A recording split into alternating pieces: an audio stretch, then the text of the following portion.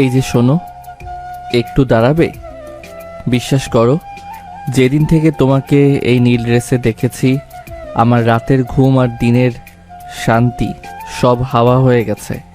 এই গোলাপগুলো তোমার মতোই সুন্দর। প্লিজ আমায় ফিরিয়ে দিও না। আমি তোমাকে পাগলের মতো পছন্দ করি। I love you. লজ্জা পেয়েছে নাকি? নাকি খুশিতে কথা আটকে গেছে? কই কিছু বলছো না যে? মানে তুমি কি খুশি হওনি? খুশি? আপনার কি মনে হয় আমি এখন খুশিতে রাস্তায় ডিগবাজি খাবো? নীল ড্রেস দেখে আপনার মাথা কি রোদে পুড়ে মগজ গলে গেছে? আকাশ চশমা খুলে অবাক হয়ে যায়। হ্যাঁ, আপনি কে? আমি তো আপনি তো কি, আমি মিলি। আর যে ড্রেসটা দেখে আপনি অজ্ঞান হয়ে যাচ্ছেন, ওটা জাস্ট একটা জামা। এখন বলেন, মাঝ রাস্তায় হাঁটু গেড়ে আমাকে প্রপোজ করার সাহস আপনার হলো কি করে? আপনি কি আমাকে চেনেন? আরে না না, আপনি ভুল বুঝছেন। আসলে হয়েছে কি, আমি একজনকে পছন্দ করি। সে ঠিক আপনার মতোই দেখতে, মানে উচ্চতায় আর গায়ের রঙে। আর কাকতালীয়ভাবে তারও ঠিক আপনার মতো একটা নীল ড্রেস ছিল। ওই ড্রেসটা পরে তাকে আমি প্রথম দেখেছিলাম। আজ দূর থেকে আপনাকে দেখে আমি ভেবেছি সেই মেয়েটি আসছে। সরি, একদম মিস্টেক হয়ে গেছে। ও মিস্টেক? এখন ধরা খাওয়ার পর তো সব লাফাঙ্গারাই এই স্ক্রিপ্ট মুখস্থ বলে। আপনি না, অন্য একজনকে করতে আসছিলাম। কেন? প্রপোজ কি কোনো লটারি নাকি, যে একজনের গায়ে না লাগলে অন্যজনের গায়ে টিকিট লেগে যাবে? রাস্তাঘাটে দাঁড়িয়ে এইসব সস্তা নাটক করছেন কেন? লজ্জা করে না? আকাশ একটু অপমানিত বোধ করে। দেখুন, আমাকে লাফাঙ্গা বলবেন না। আমি আকাশ চৌধুরী। আমি স্রেফ একজনকে মনে মনে ভালোবাসি, তাকে ভেবে আপনাকে ভুলে প্রপোজ করেছি। তার জন্য আমি দুঃখিত, কিন্তু তাই বলে আমাকে অপমান করার অধিকার আপনার নেই। অধিকার নেই? আপনি মাঝ রাস্তায় আমার পথ আটকে গোলাপ ধরিয়ে দিয়ে প্রেম নিবেদন করবেন, আর আমি আপনাকে আরতি করব? নিজের বয়সের দিকে তাকাও পিচ্চি ছোকরা। দেখে তো মনে হয় ভার্সিটির ফার্স্ট ইয়ারে পড়ো, আর আমি কলেজের সিনিয়রিং করছি। নিজের বয়সের চেয়ে বড়দের সম্মান দিতে জানো না? বড় বড় ডায়লগ দিয়ে ফিল্মি হিরো সাজতে এসেছো? আপনি আমাকে পিচ্চি বললেন? আমি ভার্সিটিতে পড়ি ঠিকই, কিন্তু প্রেমে বয়সের কোনো মাপকাঠি হয় না। আর আমি তো বলেই দিচ্ছি আমার ভুল হয়েছে। মানুষের ভুল কি হতে পারে না? ভুল আর ফাজলামোর মধ্যে পার্থক্য আছে। আপনি যদি আসলেও কাউকে পছন্দ করতেন, তবে তার চেহারাটা অন্তত চিনতেন। যে ছেলেকে তার পছন্দের মানুষের চেহারা আর পোশাকের পার্থক্য চেনার ক্ষমতা নেই, তার কাছে প্রেম মানেই টাইম পাস। যান, বাড়ি গিয়ে পড়াশোনা করেন। কলেজে যাওয়ার পথে এমন সিন ক্রিয়েট করবেন না, না হলে পুলিশের হাতে ধরিয়ে দেব। সাত সকালের মিঠে রোদটা শহরের ব্যস্ত মোড়ে এসে পড়েছে। এতক্ষণ রাস্তার ধারে কৃষ্ণচূড়া গাছটার নিচে হাঁটু গেড়ে বসেছিল আকাশ। তার পরনে ঝকঝকে সাদা শার্ট, জিন্স আর চোখে ব্যান্ডেড সানগ্লাস। হাতে একগুচ্ছ টকটকে লাল গোলাপ, যা থেকে ভুরভুর করে সুবাস বেরোচ্ছে। আকাশের বুকের ভেতরটা এখন কোনো রক কনসার্টের ড্রামের মতো ধকধক করছে। আর সে তার মনে মানুষের সামনে নিজের কলিজাটা বের করে রাখবে। সামনে থেকে হেঁটে আসছিল এক কিশোরী, পরনে আসমানি রঙের সালোয়ার কামিজ, ঠিক সেই পোশাকটা যেটা পরে আকাশ তাকে প্রথমবার দেখেছিল এবং পলকেই নিজের হৃদয়ের চাবি হারিয়েছিল। মেয়েটি কাছে আসতেই আকাশ চোখ বন্ধ করে দরাজ গলায় হাঁক চালো, মানে মিলিকে প্রপোজ করলো। রাস্তা দিয়ে যাতায়াত করা কয়েকটা রিক্সাওয়ালা আর পথচারী থমকে দাঁড়ালো। আকাশ এখনও হাঁটু গেড়ে বসেছিল, কিন্তু ওপাশ থেকে কোনো উত্তর আসছে না। আকাশ মনে মনে ভাবলো, মেয়েটি হয়তো খুশিতে বা লজ্জায় উত্তর দিচ্ছে না। সে এক চোখ খুলে সে উপরের দিকে তাকালো, কিন্তু এ কি? সামনে দাঁড়িয়ে থাকা মেয়েটির চোখে চপলতা নেই, আছে এক সমুদ্র সমান রাগ। চশমার ওপাশে বড় বড় চোখ দুটো দিয়ে যেন আগুনের গোল্লা বেরোচ্ছে। চেহারায় এক ধরনের আভিজাত্য মেশানো গাম্ভীর্য। আকাশ একটু ভ্যাবাচাকা খেয়ে ধরফর করে উঠে দাঁড়িয়ে যায়, কারণ এটা সেই মেয়ে না যাকে সে প্রপোজ করতে এসেছে। এরপর দুজনে তর্ক শুরু। আকাশ বহু চেষ্টায় ও নিজেকে নির্দেশ প্রমাণ করতে পারেনি। মিলি যা তা বলে যায়। এরপর সে একরাশ বিরক্তি নিয়ে গটগট করে কলেজের দিকে হাঁটা দিল। আকাশ রাগে আর অপমানে লাল হয়ে হাতের গোলাপগুলোর দিকে তাকিয়ে রইল। সে জানতো না এই মিলিত হলো তার স্বপ্নের রাজকুমারী দিতির বড় বোন। আর আজ মিলি দিদির ড্রেস পরে এসেছিল, তাই সে ভুলে মিলিকে দিদি মনে করে প্রপোজ করে বসেছিল। আকাশ চৌধুরী শহরের বিখ্যাত শিল্পপতির একমাত্র ছেলে, চালচলনে আভিজাত্য আর মেজাজের রাজকীয় ভাব। মাসখানেক আগে এক বৃষ্টির দুপুরে আকাশ তার দামি গাড়ি নিয়ে জ্যামে আটকে ছিল। হঠাৎ জানালার কাজ সরিয়ে সে বাইরে তাকায়। ফুটপাতে এক চঞ্চল কিশোরী বৃষ্টির মাঝে দাঁড়িয়ে ছাতা ছাড়াই আইসক্রিম খাচ্ছিল আর তার বান্ধবীর সাথে খিলখিল করে হাসছিল। সেই প্রথম দেখাতেই আকাশ থমকে গিয়েছিল। মেয়েটির পরনে ছিল এক অদ্ভুত সুন্দর আসমানি নীল সালোয়ার কামিজ। আকাশে মনে হয়েছিল এ যেন কোনো আকাশ থেকে পড়া নীল পরী। আকাশ খোঁজ নিয়ে জানতে পারে মেয়েটির নাম অদিতি। দিতিরা মধ্যবিত্ত পরিবার হলো দিতির চাল চলন বেশ শৌখিন। সে সাজগোজ পছন্দ করে, দামি জিনিসপত্রের প্রতি তার অন্যরকম টান। আকাশ দূর থেকে দিতিকে কয়েকবার দেখেছে ঠিকই, কিন্তু সামনাসামনি কথা বলার সাহস পায়নি। আজ সে ঠিক করেছিল নীল ড্রেস পরা সে মেয়েটিকে দেখলেই সে মনের কথা বলে দেবে, কিন্তু ঘুণাক্ষরেও বুঝতে পায়নি যে দিতি সেই নীল ড্রেসটা আজ তার বড় বোন মিলি পরে বের হবে। মিলি চলে যাওয়ার পর ঝোপের আড়াল থেকে আকাশের তিন বন্ধু সজল, রাব্বি আর পিন্টু বের হয়ে এলো। তারা এতক্ষণ পুরো নাটকটা দাঁড়িয়ে দাঁড়িয়ে উপভোগ করছিল। সজল হাসতে হাসতে প্রায় মাটিতে গড়িয়ে পড়ছে। কিরা আকাশ, প্রপোজ করতে গিয়ে ঝাড়ি খেয়ে একদম ভর্ত হয়ে গেলে, পিচ্ছে ছোকরা। মিলি আপু, তোকে তো ধুয়ে দিল রে, ওই ড্রেসটাই তোকে মারলো। এখন কি করবি? নীল ড্রেসের প্রেমে পড়ে তো এখন পুলিশের ডান্ডার ভয় দেখছিস। আকাশ রাগে গোলাপের তোড়াটা মাটিতে আছাড় দিয়ে বলে, চুপ কর তোরা। ওই মেয়েটা কি অদ্ভুত। আমি তো সরি বললাম, তাও আমাকে যাচ্ছে তাই শুনিয়ে গেল। আমি নাকি লাফাঙ্গা, আমি নাকি চেহারা চিনি না। আরে ভাই, তুই যাকে প্রপোজ করেছিস সে হলো মিলি। আমাদের কলেজের সিনিয়রদের মধ্যে ও সবচেয়ে শান্ত, কিন্তু সবচেয়ে রাগী। ওর সাথে এসব রোমান্টিক গিরি চলে না। ও তো পড়াশোনা ছাড়া কিছুই বোঝে না। মিলি হোক আর জিলি হোক, ওই মেয়েটাকে আমি পছন্দ করি, যাকে আমি বৃষ্টির দিনে নীল জামায় দেখেছিলাম। আর এই মিলি মেয়েটা আমাকে অপমান করেছে। সে ভাবছে সে খুব বড় হয়ে গেছে, আমাকে পিচ্চি বলেছে। এখন কি করবি? সেই মেয়েটাকে তো আজ দেখলেই না। খুঁজে বের করবই, ওই নীল জামার মেয়েটিকে আমি আজই খুঁজে বের করব। আর এই মিলিকেও বুঝিয়ে দেব যে আকাশ চৌধুরী যখন কারো পিছে লাগে তখন সে নিস্তার পায় না। ও আমাকে অপমান করেছে না, এবার দেখ মজা। আকাশ তার বন্ধুদের নিয়ে বাইকে চড়ে স্টাইল মেরে বেরিয়ে গেল। ওদিকে কলেজে পৌঁছে মিলি তখনও রাগে গজগজ করছে। তার মনে হচ্ছে আজকের দিনটাই মাটি। আজকালকার ছেলেদের স্পর্ধা কত বেড়ে গেছে। ভার্সিটির ফার্স্ট ইয়ারের একটা পিচ্চি ছেলে রাস্তায় গোলাপ নিয়ে বসে থাকে। ভুল হয়েছে মানে? অন্য কাউকে করতে এসে আমাকে করে দিয়েছে। ফাজিল কোথাকার, চেহারা চিনতে পারে না, আসছে প্রেম করতে। মিলির শান্ত জীবনে এই আকাশ নামের ঝড়টা যে কি পরিমাণ হট্টগোল পাকাবে তা সে তখনও কল্পনা করতেও পারেনি। মিলির ধারণা ছিল এটা একটা বিচ্ছিরি ঘটনা, কিন্তু আকাশের জেদার দিদির প্রতি টান এই দুই বোন আর আকাশের জীবনকে এক অদ্ভুত শুধুই বেঁধে ফেলতে চলেছে। শুরু হতে চলেছে এক তুমুল মজার আর ঝগড়াটে প্রেম কাহিনী, যেখানে একদিকে আছে আকাশের জেদ, অন্যদিকে মিলির পাহাড় সমান গাম্ভীর্য, আর মাঝখানে চঞ্চল দিদি। আকাশ কি খুঁজে পাবে তার নীলপরি দিদিকে, নাকি মিলির সাথে এই তর্কাতর্কি তাকে অন্য কোনো গন্তব্যে নিয়ে যাবে? চলুন দেখে আসি এরপর কি হয়।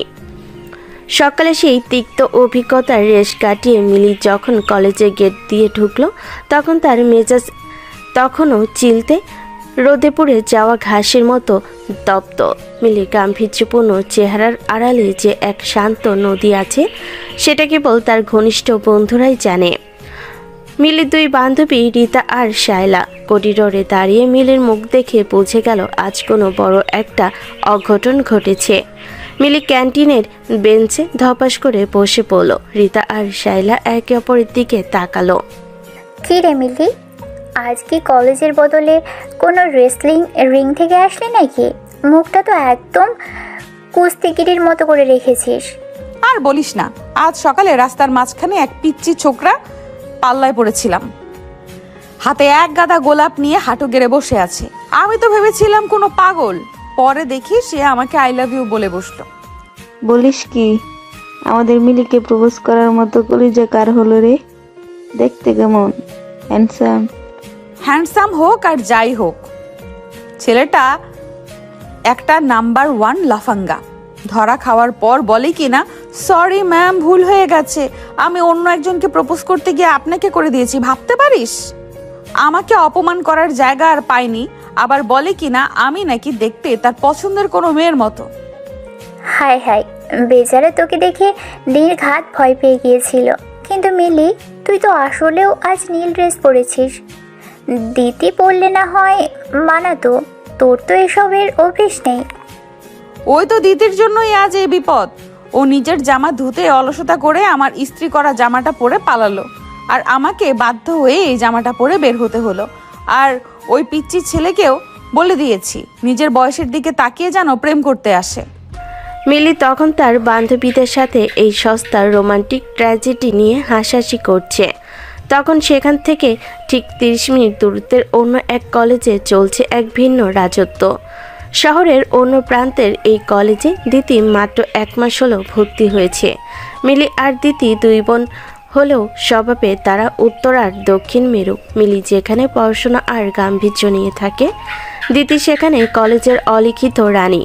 দিতি চঞ্চল, দিতি প্লেগাল এবং দিতি অসম্ভব লোভী। তবে তার এই লোভ সে তার মিষ্টি হাসির আড়ালে এমনভাবে ঢেকে রাখে যে ছেলেরা তাকে উদ্ধার করতে পারলেই নিজেকে ধন্য মনে করে।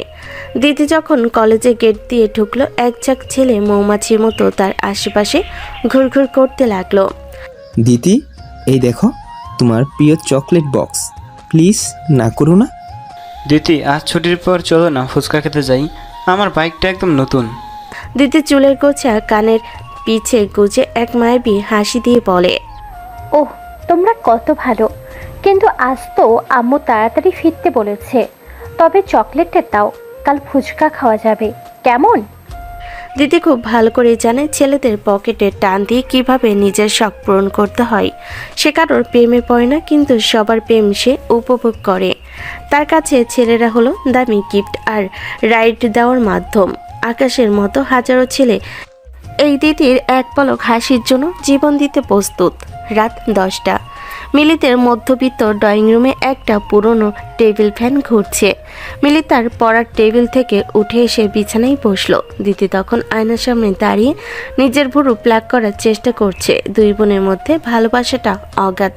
মিলি দিদিকেই তার পৃথিবী মনে করে, আর দ্বিতীয় জানে তার বড় আপু না থাকলে তাকে শাসন করার কেউ নেই। আপু জানো আজ কলেজে কি হয়েছে? এক সিনিয়র ভাইয়া আমাকে একটা দামি পারফিউম গিফট করেছে। আমি তো নিতেই চাইনি, কিন্তু ও জোরাজুরি করছিল। দিদি, এসব ঠিক না। তুই কেন মানুষের কাছ থেকে এত গিফট নিস? ওরা তোকে কেন দেবে? নিশ্চয়ই ওদের মনে কোনো কুমতলব আছে। দিদি মিলিকে জড়িয়ে ধরে হাসতে হাসতে বলে, আরে আপু, তুমি তো একদম সেকেলে রয়ে গেলে। ওরা দিচ্ছে খুশিতে, আমি নিচ্ছি খুশিতে, এতে ক্ষতি কি? তুমি যেমন সারাদিন বইয়ের পাতা উল্টাও, আমি তেমন মানুষের মনের পাতা উল্টাই। আচ্ছা শোনো, তোমার আজ কোনো গিফট বা ফুল জোটেনি? নীল জামাটা পরে তো বেশ হট লাগছিল তোমাকে। জুটেছে তো। রাস্তায় এক লাফাঙ্গা ছেলে আমাকে ফুল দিতে এসেছিল। হাবভাব যেন কোনো সিনেমার নায়ক, কিন্তু মাঝপথে ধরা খেয়ে বলল ভুল হয়েছে। বলো কি? কে সে? হ্যান্ডসাম ছিল? দেখতে তো রাজপুত্রের মতো, কিন্তু স্বভাবে ছ্যাঁচড়া। আমাকে বলে কিনা আমি নাকি অন্য কারোর মতো দেখতে। আসলে আজকালকার ছেলেদের রুচিও হয়েছে, নিজের বয়সের বাজবেচার নেই। হয়তো সত্যিই ভালোবেসে ফেলেছে আপু। তোমার মতো শান্ত মেয়েদের আজকাল খুব ডিমান্ড। রাখ তোর ডিমান্ড। ওসব পিচ্চি ছেলে আমার ত্রিসীমানায় যেন না আসে। তোকে তো বলতে ভুলে গেছি, ও আমাকে পিচ্চি ছোকরা বলাই কি যে খেপেছে। দিতি আর মিলি একে অপরকে বালিশ দিয়ে মারতে মারতে হাসতে লাগলো। তাদের এই খুনসুটি মধ্যবিত্ত ঘরে এক ফালি খুশির আলো ছড়িয়ে দিল। ওদিকে শহরের অভিজাত এলাকায় আকাশের বিশাল ডুপ্লেক্স বাড়ির ছাদে বসে সে তার দামি গিটার বাজাচ্ছে। আকাশের চোখের সামনে কেবল সে নীল জামার পরিটি ঘুরছে, কিন্তু সকালের অপমানটাও তাকে কুড়ে কুড়ে খাচ্ছে। আকাশ গিটারের তারে টুংটাং শব্দ তুলে মনে মনে বলে, কেন মিলি মেয়েটা আমাকে ওভাবে অপমান করলো? আমি তো দিতিকে খুঁজছিলাম, কিন্তু ওই নীল জামাটা, ওই মেয়েটা, ওই দিতি ঠিক কোথায় থাকে? কাল থেকে ওই কলেজের সামনে দাঁড়িয়ে থাকবো। দিদি, তোমাকে আমি খুঁজে বের করবই। আকাশের বন্ধুরা মেসেজ দিচ্ছে। কিরে দেবদাস, এখনো গিটার বাজাচ্ছিস? আকাশ ফোনটা একপাশে ছুঁড়ে ফেলে দিয়ে আকাশের চাঁদের দিকে তাকিয়ে বিড়বিড় করলো। দিদি, তুমি আমার হবেই। তোমার হাসির জন্য আমি পুরো শহর কিনে নিতে পারি। আকাশ এখনো জানে না মিলি আর দিদি দুই বোন। সকালে সূর্যের আলো মিলিদের ছোট্ট বারান্দায় এসে পড়েছে। অন্যান্য দিন মিলি অনেক আগেই কলেজে চলে যায়, কিন্তু আজ বাড়িটা কেমন যেন থমথমে। মিলির মা সকাল থেকে প্রচণ্ড জোরে কাঁপছেন। মধ্যবিত্ত এই সংসারে মিলির বাবা গত হয়েছেন কয়েক বছর আগে। কোনো ভাইও নেই, তাই মা আর বোনের সব দায়িত্ব একা মিলির কাঁধেই। দিদি কলেজের জন্য তৈরি হচ্ছে, আর মিলি রান্নাঘরে মায়ের জন্য সাগর রান্না করছে।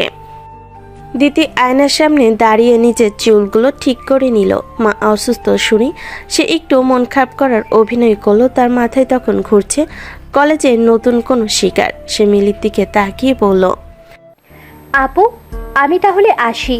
শরীরটা বেশি খারাপ লাগলে ফোন দিও। তুই সাবধানে যাস দিদি। আর শোন, রাস্তাঘাটে আজে বাজে কারোর সাথে কথা বলবি না। দিদি কলেজে পৌঁছানো মাত্রই একদল ছেলে তাকে ঘিরে ধরলো। কেউ তাকে নোটস দিতে চায়, কেউ আইসক্রিম। দিদি আজকে একটু গম্ভীর ভাব ধরে থাকলো। এক ছেলে তাকে একটা দামি সানগ্লাস দিতে চাইলে দিদি সেটা অবহেলায় নিয়ে বলল, আচ্ছা রেখে দাও, দেখি পড়া যায় কিনা।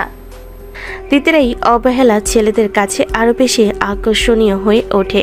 সে জানে কার থেকে কখন কি আদায় করতে হয়। ওদিকে শহরের অনুপ্রান্তে আকাশ তার বন্ধুদের নিয়ে এক বিশাল অপারেশনে নেমেছে। তার লক্ষ্য একটাই, সে নীলপরীকে খুঁজে বের করা। আরে আকাশ, তো নিশ্চিত তো যে মেয়েটা এই এলাকাতেই থাকে? হ্যাঁ রে, আমি গত এক সপ্তাহ ধরে লোক লাগিয়ে খোঁজ নিয়েছি। নীল জামা পরা সেই পরীর নাম দিতি, আর সে এই গলি দিয়ে ঢোকে। আকাশ আর তার বন্ধুরা এলাকার দোকানদার আর রিক্সাওয়ালাদের জিজ্ঞাসা করতে করতে অবশেষে মিলিদের বাড়িতে এসে পৌঁছালো। আকাশ উত্তেজনায় কাঁপছে। সে সাথে করে এনেছে একটা রাজকীয় লাল শাড়ি আর একটা ডায়েরি, যেখানে সে তার মনে সব আবেগ ঢেলে দিয়েছে। আকাশ, তুই সরাসরি নক করবি নাকি? না, এখন সরাসরি গেলে যদি ওর মা বাবা দেখে ফেলে। আমি বরং এই প্যাকেটটা আর ডায়েরিটা ওই জানালার কার্নিশে রেখে দেই, ও বের হলেই দেখতে পাবে। আকাশ তখন প্যাকেটটা রাখছে, ঠিক তখনই বাজার করে ফিরছিল মিলি। দূর থেকে একদল ছেলেকে নিজের বাড়ির সামনে দেখে মিলি চিৎকার করে উঠল, এই তোমরা কারা? ওখানে কি করছো?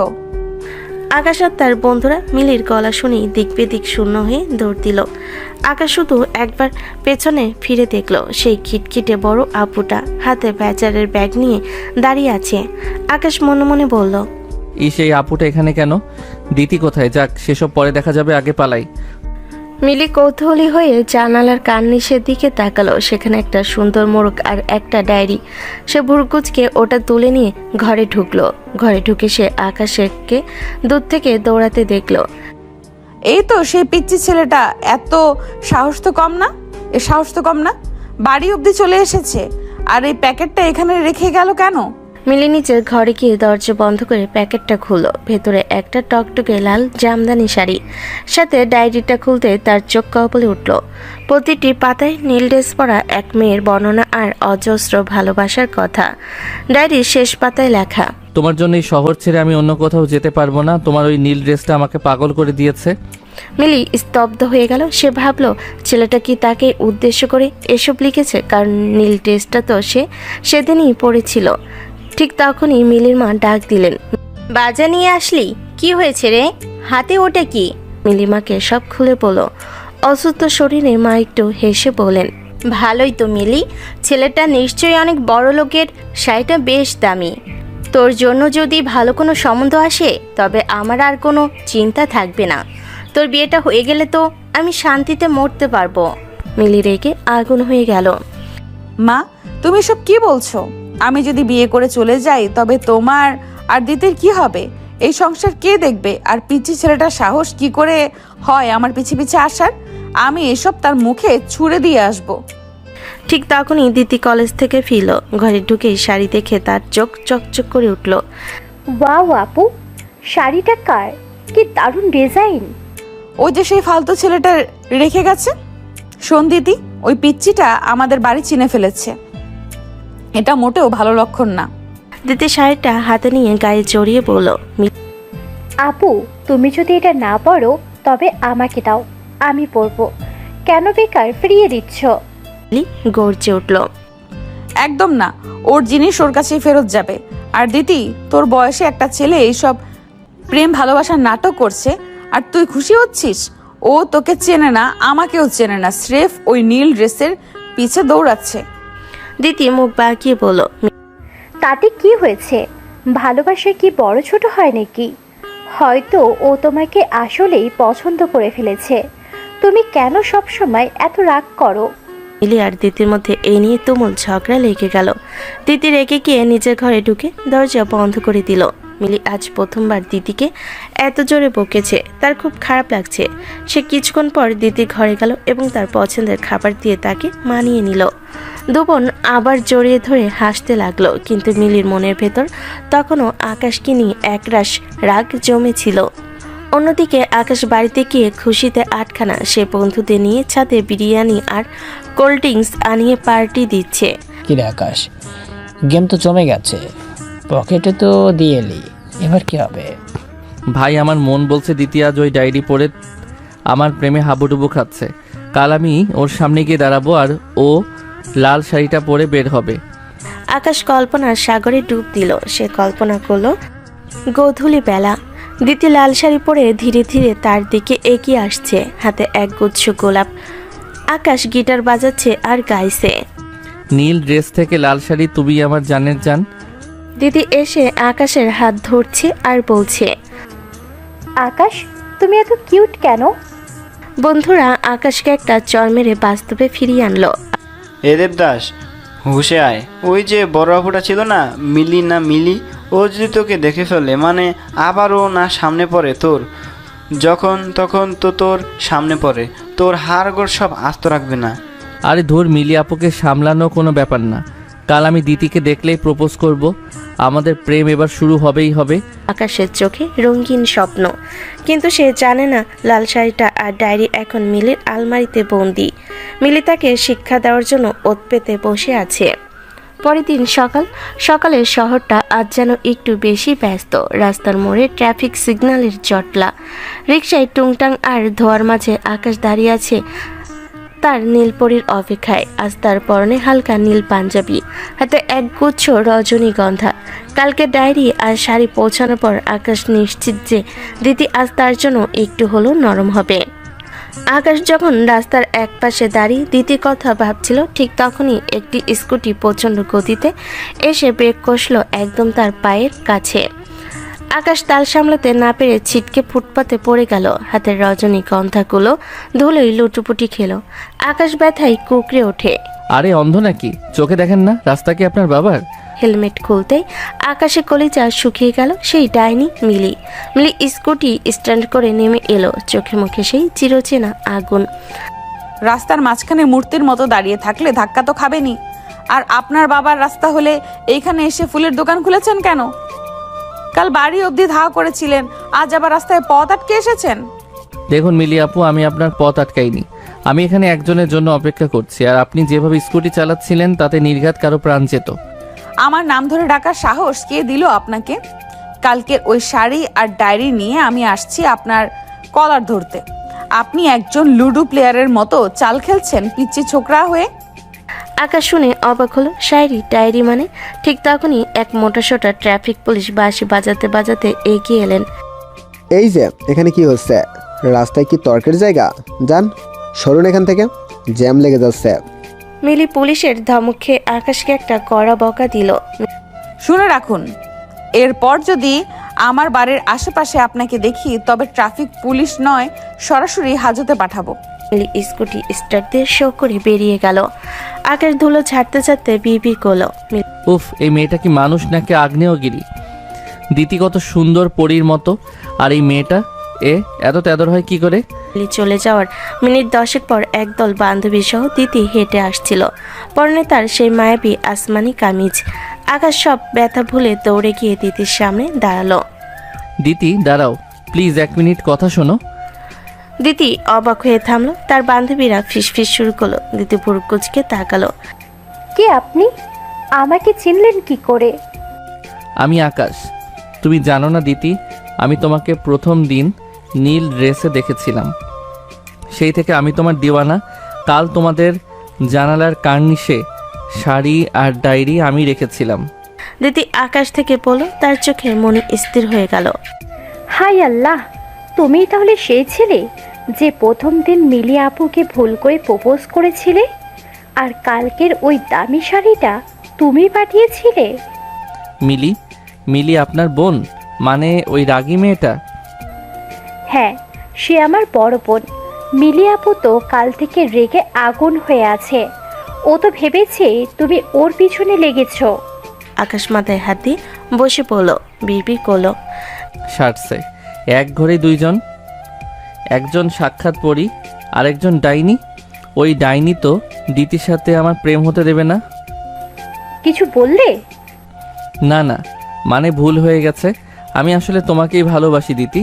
আপুকে ভুল করে ওই দিন বলে ফেলেছিলাম, কিন্তু আমাকে ভুল বুঝো না। দিতি কিছুক্ষণ আকাশের দামি জুতো আর ঘড়ির দিকে তাকালো। সে বুঝলো এই ছেলেটা বিশাল বড়লোকের। সে মিষ্টি একটা হাসি দিল। আচ্ছা, আমি আপুকে বুঝিয়ে বলবো। তোমার ওপর ও খুব ক্ষেপে আছে। আকাশ সুযোগ বুঝে বলল, এখানে রাস্তায় না দাঁড়িয়ে চলো ওই সামনের রেস্টুরেন্টে গিয়ে বসি। রেস্টুরেন্টে বসে আকাশ তার পরিচয় দিল। সে শহরের বিখ্যাত চৌধুরী গ্রুপ অফ ইন্ডাস্ট্রির একমাত্র উত্তরাধিকার। সেটা শুনে দিতি মনে মনে খুশিতে আত্মহারা। সে ভাবল, আহা, এমন একটা বড়লোক মুরগি থাকতে আমি কেন কলেজের ছোট্টখাটো ছেলেদের পিছনে সময় নষ্ট করছি। দিতি খুব বিনম্র হয়ে বলল, আকাশ, আমি তোমাকে ফিরিয়ে দেব না।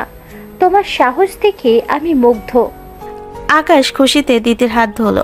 সত্যি দিতি, আমি আজ পৃথিবীর সবচেয়ে সুখী মানুষ। সারাদিন তারা শহরে ঘুরল। দিতি কয়েকটা দামি গিফটও আদায় করে নিল। আকাশ তাকে বাড়ির মোড়ে নামিয়ে দিয়ে বিদায় নিল। ভাই, দিতি রাজি, সে আমার প্রেমিকা এখন। আকাশ বাড়িতে গিয়ে বন্ধুদের কল করে চিৎকার শুরু করলো। আকাশ তার দাদির কাছে গিয়ে সব শেয়ার করলো। দাদি আকাশের মাথায় হাত বুলিয়ে বলেন, ভাই আমার, তোর বাবা মা কি এ মধ্যবিত্ত পরিবারের মেয়েকে মেনে নেবে? তারা তো তোর জন্য বড় ব্যবসায়ী মেয়ে খুঁজেছে। দাদি, আমি কাউকে পরোয়া করি না। দিতি আমার জান, আমি সব ঠিক করব। সন্ধ্যায় মিলি বাজার করে বাড়ি ফিরে দেখলো দিতি তার বিছানায় বসে দামি দামি গিফট আর নতুন একটা ফোন নাড়াচাড়া করছে। এইসব কি দিদি? এই ফোন তোকে কে দিল? আর এত দামি সব প্যাকেট? আপু, তোমার সেই পিচ্চি ছোকরা আসলে শহরে সবচেয়ে বড় লোক, আকাশ চৌধুরী। ও তোমাকে ভুল করে প্রপোজ করেছিল। ও আসলে আমাকে ভালোবাসে। আজ আমাদের দেখা হয়েছে। ও আমাকে এসব দিয়েছে। মিলি স্তব্ধ হয়ে দাঁড়িয়ে রইল। তার বুকটা ধক করে উঠল। দিদি, তুই এসব কি করছিস? ওই ছেলেটা তোকে চেনে না, তুইও তাকে চিনিস না। স্রেফ টাকার লোভে তুই ওর সাথে জড়িয়ে পড়লি। সব বড় লোকের ভালোবাসা সস্তা হয় দিতি। ওরা তোকে খেলা ভাববে। কেন আপু, তোমার হিংসা হচ্ছে? কারণ ও প্রথম দিন তোমাকে প্রপোজ করেছিল, কিন্তু এখন আমাকে ভালোবেসেছে, তাই তুমি আমাকে এসব নীতি কথা শোনাচ্ছ? মিলি অবাক হয়ে গেল। তার ছোট বোন তাকে হিংসে করাই অপবাদ দিচ্ছে। দিদি, তুই আমাকে এটা বলতে পারলি? আমি শুধু চাই না তুই কোনো বিপদে পড়িস। বিপদ না চাই, আমি এখন আকাশের প্রেমিকা। তুমি ওর উপর আর নজর দিও না। দিদি গটগট করে ঘর থেকে বেরিয়ে গেল। মিলি পাথরের মতো মেঝের উপর বসে পড়ল। তার চোখ দিয়ে 2 ফোঁটা জল গড়িয়ে পড়ল। সে কোনোদিন তার বোনকে বকেনি, আজ সেই ছেলেটার জন্য তাদের মধ্যে দেওয়াল তৈরি হলো। মিলির মনে এক অজানা আশঙ্কার কালো মেঘ জমতে শুরু করলো। সে ভাবলো এই আকাশ চৌধুরী তাদের শান্ত জীবনটাকে নরক বানিয়ে ছাড়বে। সময় যেন ডানায় ভর করে উঠছে, আকাশের দিনগুলো যেন এখন কাটছে রঙিন ঘোরে। শহরের আভিজাত রেস্তোরাঁ থেকে শুরু করে লেকের পাড়, আকাশ আর দিতিকে সবখানে দেখা যাচ্ছে। আকাশ তার দামি গাড়ি নিয়ে প্রতিদিন দিতির কলেজের সামনে গিয়ে দাঁড়ায়, আর দ্বিতীয় রাজকীয় ভঙ্গিতে গাড়িতে গিয়ে চড়ে বসে। কিন্তু এই প্রেমের গল্পের মাঝখানে কাটা হয়ে দাঁড়িয়ে আছে একজন মিলি। আকাশ আর দিতি এখন শহরের সবচেয়ে দামি রুপটপ ক্যাফেতে বসে আছে। সামনে টেবিলে সাজানো হরেক পদের দামি খাবার। দিতি আইফোন দিয়ে সেলফি তুলছে আর আকাশ মুগ্ধ হয়ে তার দিকে তাকিয়ে আছে। দিদি, তুমি যখন হাসো না তখন মনে হয় আমার পুরো ব্যবসাটাই তোমাকে দিয়ে দিই। তুমি কি জানো তুমি কতটা মায়াবী? দিতি একটু ন্যাকামি করে। তাই নাকি আকাশ? কিন্তু মিলি আপু তো তোমাকে দেখলেই তেলে বেগুনে জ্বলে ওঠে। ও তো আমাদের এই সম্পর্ক একদমই মেনে নেবে না। আরে ওটা নিয়ে টেনশন করো না, তোমার আপুকে পটানোর দায়িত্ব আমার। আমি তাকে কোনোভাবে বুঝিয়ে নেব, শুধু তুমি আমার সাথে থেকো। দিতি মনে মনে হাসলো। তার কাছে আকাশ মানেই এক অন্তহীন দামি গিফট আর ব্র্যান্ডেড আউটলেটের শপিং। আকাশ ও দিদির চপলতায় এতটাই অন্ধ যে সে দিদির লোভী শপথটা দেখতেই পাচ্ছে না। মিলি এখন আকাশকে দেখলেই রাস্তা বদল করে, কিন্তু আকাশ বড়ই অদ্ভুত। সে এখন মিলির ইচ্ছে করে ভালো ব্যবহার করার চেষ্টা করছে। একদিন বিকেলে মিলি বাজার থেকে ফিরছিল, হাতে ভারী ব্যাগের শাকসবজি। হঠাৎ আকাশের চকচকে কালো গাড়িটা তার পাশে এসে থামলো। আকাশ গাড়ি থেকে নেমে হাসি মুখে বলে, আরে মিলি আপু, এত ভারী ব্যাগ নিয়ে হাঁটছেন কেন? আসুন আমি ড্রপ করে দেই। নিজের গাড়ি আর তেল নিজের কাছেই রাখুন। আকাশ সাহেব, আমাকে আপু ডেকে পটাতে আসবেন না। আমি জানি আপনি আমার বোনের মাথাটা খাচ্ছেন। আরে আপনি তো সবসময় ভুল বোঝেন। দিতি আমাকে ভালোবাসে, আমি ওকে ভালোবাসি। আপনি মাঝখানে কেন দেয়াল হয়ে দাঁড়াচ্ছেন? আপনি চাইলে আমি আপনার জন্য একটা ভালো স্কুটি কিনে দিতে পারি, যাতে আর কষ্ট করে হাঁটতে না হয়। কি বললেন? আপনার কি মনে হয় সবকিছু টাকা দিয়ে কেনা যায়? আপনি আমার বোনকে গিফট দিয়ে হাত করতে পারেন, কিন্তু আমাকে পারবেন না। আকাশ চৌধুরী, আপনি যত দামি গাড়ি চালান না কেন, আমার চোখে আপনি এখনো সেই পিচ্চি ছোকরা যে রাস্তা চিনতে পারে না। আপনি যখন রেগে যান না মিলি আপু, তখন আপনাকে একদম স্কুল টিচারের মতো লাগে।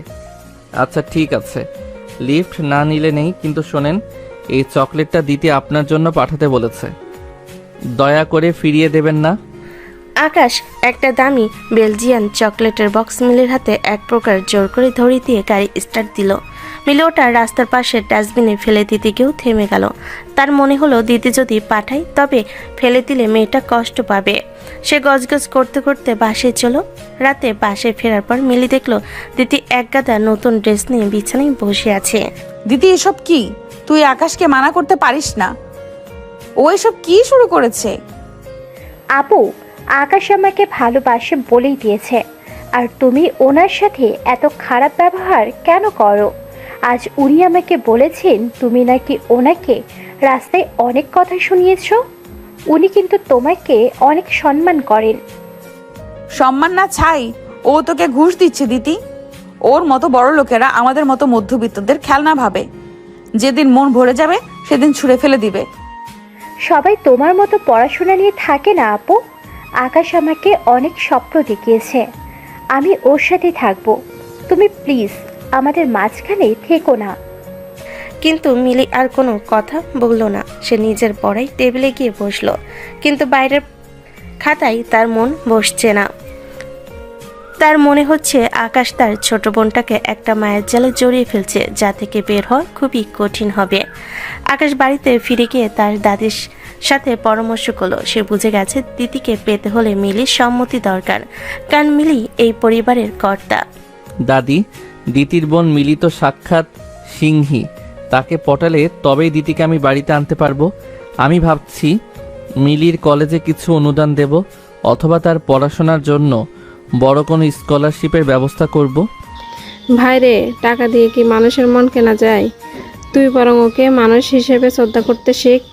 তুই ওর চেয়ে বয়সে ছোট, কিন্তু আচরণে যদি তুই বড় হোস তবে সে তোকে সম্মান দিবে। আকাশ মনে মনে একটা বড় প্ল্যান করলো। সে ঠিক করলো মিলির রাগের উপর সে পাল্টা রাগ দেখাবে না। মিলি তাকে যত বকবে সে তত বেশি বিনয়ী হবে। সে দেখতে চায় মিলির এই পারসমান গাম্ভীর্য কতদিন টেকে। পরের দিন সকালে আকাশ ফুল আর গিফটের বদলে একটা সুন্দর বইয়ের পার্সেল মিলির ঠিকানায় পাঠিয়ে দিল। ভেতরে চিরকুটে লেখা ছিল, পিচ্চি ছোকরার পক্ষ থেকে বড় আপুর জন্য একটা ছোট উপহার, ঝগড়া নয় বন্ধুত্ব হোক। মিলি বইটা হাতে নিয়ে অনেকক্ষণ তাকিয়ে রইল।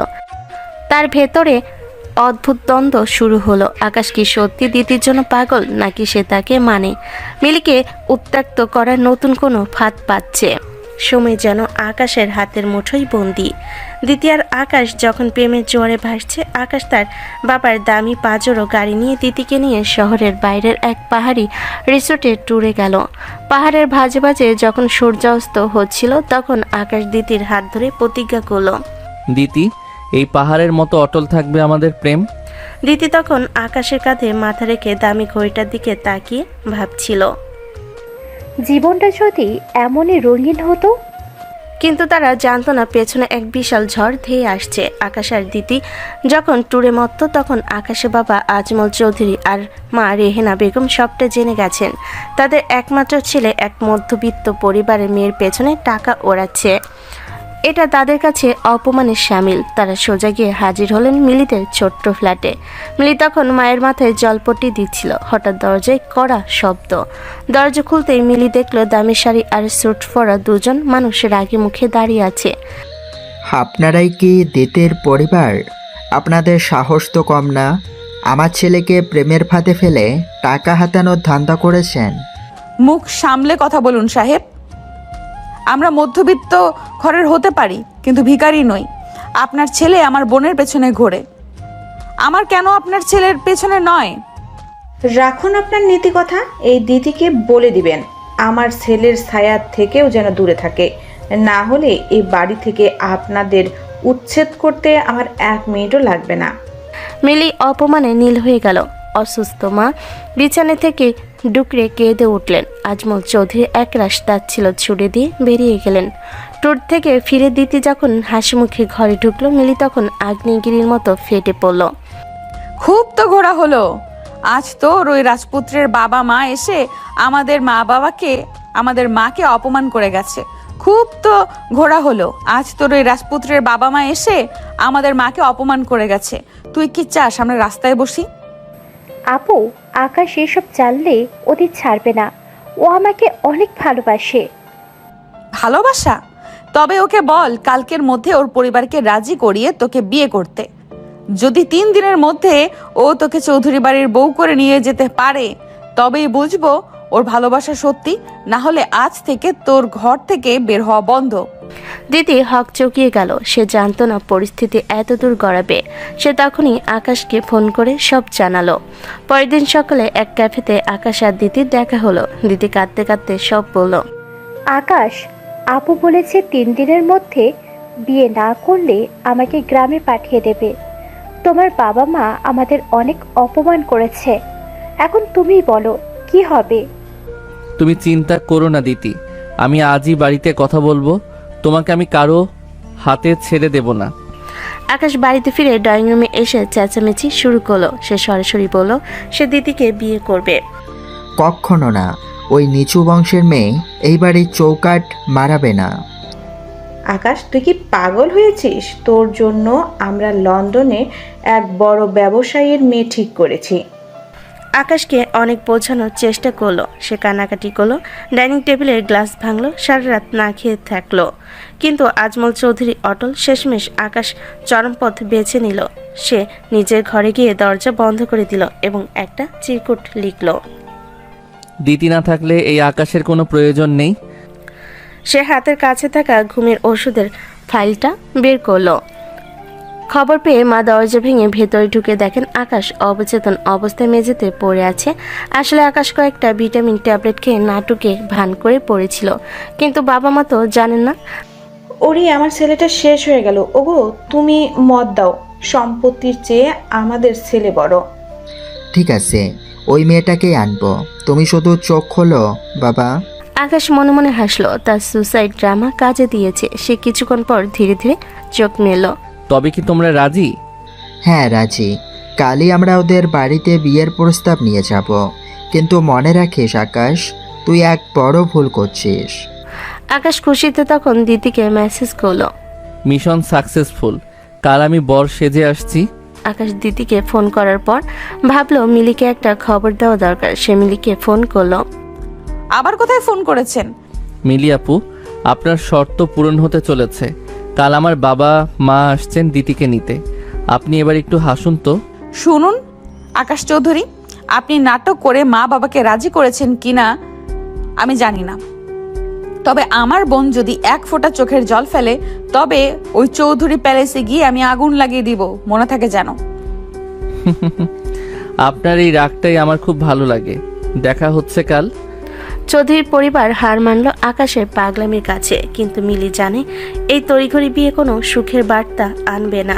পরের দিন ভোরের সূর্য আজ এক অদ্ভুত অনিশ্চয়তার বার্তা নিয়ে এলো। মধ্যবিত্ত ওই ছোট্ট ফ্ল্যাটটিতে আজ শহর কাঁপানো চৌধুরী পরিবারের পদধূলি পড়বে। মিলি সকাল থেকে ঘরদোর গোছাতে ক্লান্ত, তার মনে এক ফোঁটা শান্তি নেই। দিতি আয়নার সামনে বসে নিজের সাজ নিয়ে ব্যস্ত, তার চোখে মুখে আজ এক বিজয়ী হাসি। সে আজ চৌধুরী বাড়ির ছোট বউ হতে চলেছে। এই চিন্তাটাই তাকে এক অলৌকিক ঘোরে আচ্ছন্ন করে রেখেছে। বেলা 11টা। মিলিদের বাড়ির সামনে এসে থামলো আকাশের বাবা আজমল চৌধুরী আর মা রেহানা বেগমের দামি কালো গাড়ি। পেছনে আরেকটিতে আকাশ, তার মুখে তখন এক মুখ হাসি আর হাতে দামি মিষ্টির প্যাকেট। ঘরে বাতাস যেন জমে বরফ হয়ে গেল। রেহানা বেগম টিস্যু দিয়ে সোফাটা ঝেড়ে নিয়ে বসলেন। দেখুন, আমার ছেলের একগুয়েমির কাছে আমরা হার মেনেছি। ও যখন মরতে বসেছে তখন আমাদের আর করার কিছু নেই, তাই দিতিকেই আমাদের বাড়ির বউ হিসেবে মেনে নিচ্ছি। রেহানা বেগম মিলির মায়ের দিকে তাকিয়ে বলে, আমাদের কোনো ডিমান্ড নেই, কারণ আপনারা তা দিতেও পারবেন না। শুধু মেয়েটাকে দিয়ে দিবেন, এটাই আমাদের চাওয়া। বিয়ের তারিখ আগামী পরশু। মিলি এক কোণে দাঁড়িয়ে এই অপমান সহ্য করছিল। তার মা আমতা আমতা করে সম্মতি দিলেন। আকাশ একবার মিলির দিকে তাকালো, কিন্তু মিলি মুখ ঘুরিয়ে নিল। আকাশে মনে হলো এ মেয়েটা কোনোদিন তাকে ক্ষমা করবে না। চৌধুরীরা চলে যাওয়ার পর ঘর জুড়ে শুরু হলো উৎসবের আমেজ। দিতি খুশিতে গমগম করছে, কিন্তু মিলি তার মায়ের ঘরে গিয়ে বসলো। মা, ওরা যেভাবে কথা বলে গেল তাতে কি তোমার মনে হয় দিতি ওখানে সুখে থাকবে? ওরা তো দিতিকে মানুষ হিসেবে নয়, আকাশের খেলনা হিসেবে মেনে নিয়েছে। ঠিক তখনই দিতি দরজা এসে দাঁড়ালো, তার চোখে আগুন। আপু, তোমার এইসব নেতিবাচক কথা বন্ধ করো তো। তুমি কি আমার ভালো সহ্য করতে পারো না? আমি শহরের সবচেয়ে বড়লোক ঘরে যাচ্ছি, আর তুমি আমার হবু শ্বশুর শাশুড়ির নিন্দা করছো। আসলে তোমার নিজের কোনো বয়ফ্রেন্ড নেই তো, তাই আমারটা দেখে তোমার হিংসে হচ্ছে। মিলি অবাক হয়ে তাকিয়ে রইল। তার ছোট বোন তাকে হিংসে করার অপবাদ দিচ্ছে। দিতি, তুই অন্ধ হয়ে গেছিস। দোয়া করি যেন তোর এই ভুল ভাঙতে দেরি না হয়। মিলি ঘর থেকে বেরিয়ে গেল। দিতি বিড়বিড় করে বলল, হিংসুটে বুড়ি একটা। বিকেলে আকাশ ফোন করে জানালো তারা কেনাকাটায় যাবে। দিতি জেদ করলো মিলিকেও সাথে নিতে হবে। সে চেয়েছিল মিলিকে দেখাতে যে আকাশ তাকে কতটা দামি দামি জিনিস দিতে পারে। শপিং মলে ঢুকে দিতি যেন পাগল হয়ে গেল। লাখ টাকার শাড়ি, দামি গহনা আর কসমেটিক, সে যা যা দেখছে তাই কিনছে। আকাশ, দেখো তো এই নেকলেসটা আমাকে কেমন মানাবে। তোমাকে সবকিছুতেই সুন্দর লাগে দিতি, তুমি সব নিয়ে নাও। দিতি আকাশকে ফিসফিস করে বলল, আকাশ, আপুকেও কিছু কিনে দাও। বেচারি তো কোনোদিনও দামি কাপড় পরেনি, হিংসে করে তো নীল হয়ে যাচ্ছে।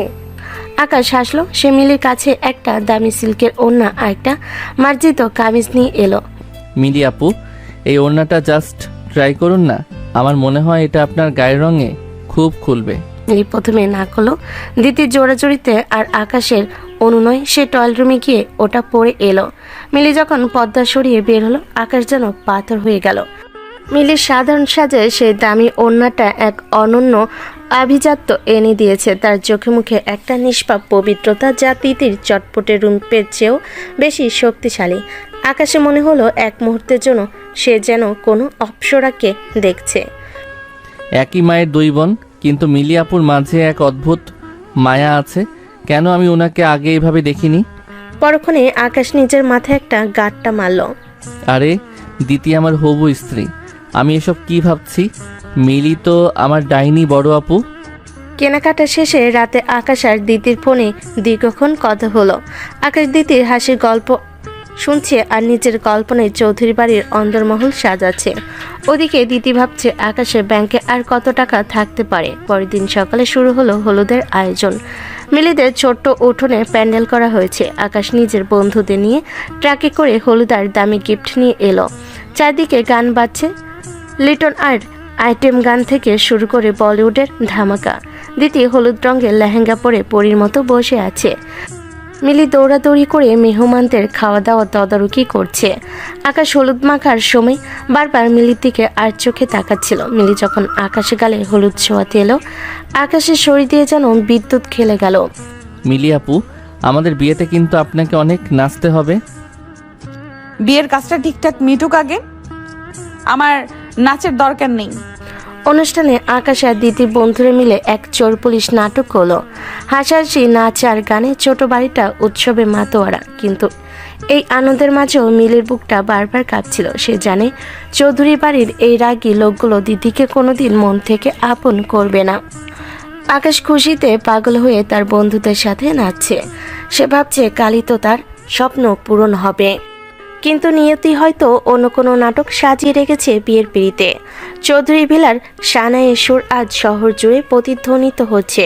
আকাশের বাবা আজমল চৌধুরী আর মেয়া রেহিনা বেগম মুখে হাসি রাখলেও তাদের মনের গহীনে এক নীলবিষ খেলা করছে। তারা মনে করে ভাবছেন, আমাদের চৌধুরী বংশের মান যে মেয়েটা ধুলে মিশিয়েছে, তাকে আমরা এত সহজে ছাড়ব না।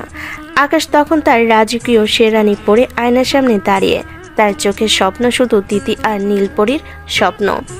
আকাশ স্টেজে যাওয়ার আগে লুকিয়ে দিতিকে ফোন করলো।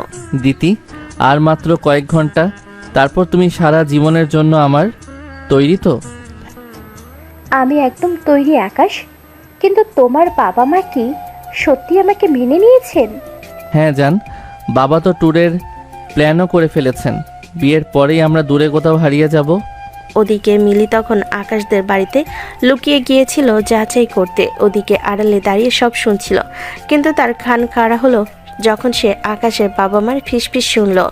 রেহনা বেগম আজমল চৌধুরীকে বলছিলেন, বিয়ের পর ওদের যে পাহাড়ি রিসোর্টে পাঠানোর কথা বলছো, ওখানকার খাতটা বেশ গভীর না?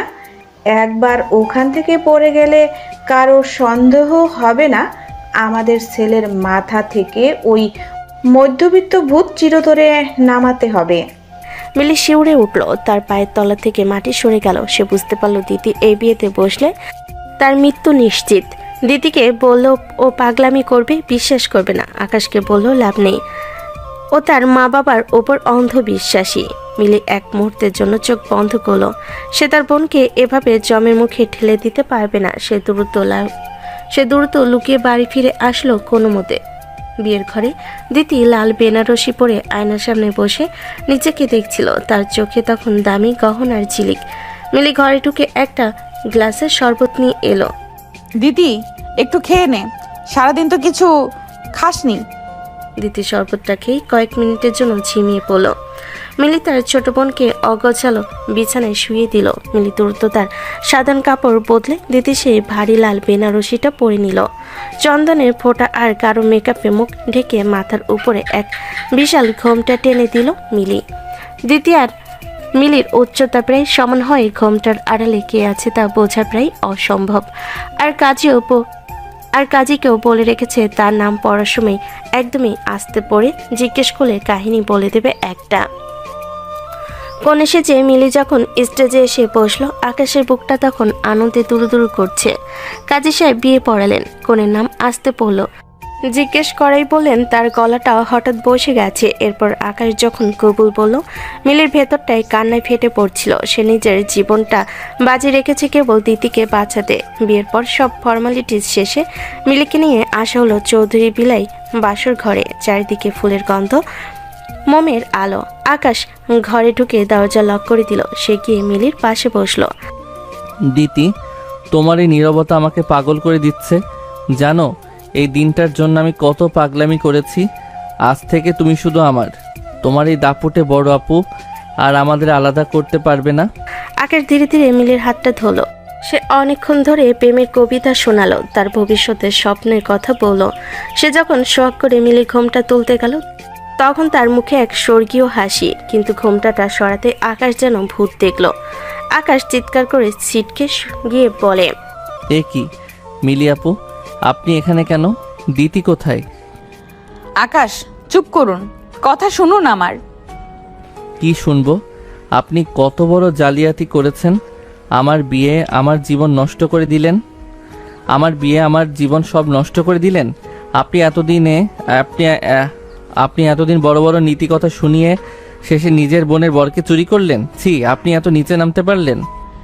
আমি কোনো চুরি করিনি আকাশ।